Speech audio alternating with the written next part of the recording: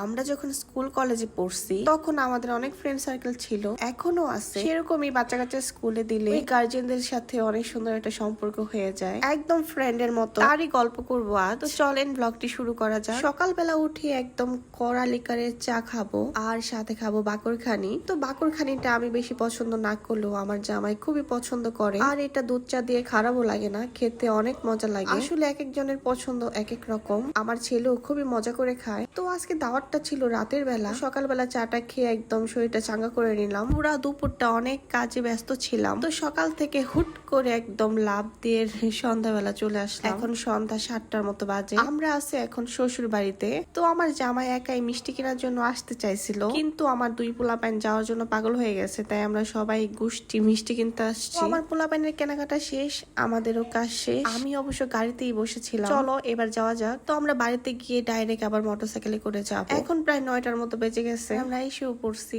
বৃষ্টি হওয়াতে অনেক রাস্তার অবস্থা খুবই খারাপ ছিল। আর আমার মেয়ে তো আদর পাওয়া শুরু হয়ে গেল, মানে আমার ছেলের ফ্রেন্ড শ্রাবন্তিকা। আর এটা হলো শ্রাবন্তিকার মা, মানে এখন আমারও ফ্রেন্ড। আমার ছেলে আর তার মেয়ে শ্রাবন্তিকা মানে একদম ছোট্টবেলার ফ্রেন্ড, মানে যখন ও মিশনারি স্কুলে পড়ছে তখন ছিল ফ্রেন্ড। এরপর ওর মার সাথেও আমার ফ্রেন্ডলি একটা সম্পর্ক হয়ে গেছে, মানে একদম ফ্রেন্ডশিপ বলতে পারে। তাই সেও আমাকে ভুলতে পারে না, আমিও তাকে ভুলতে পারি না। তাই আজকে ওদের বাড়িতে দাওয়াত ছিল আমাদের। এতে দেখি ওদের বাড়িতে অনেক কিউট কিউট পাখি ছিল।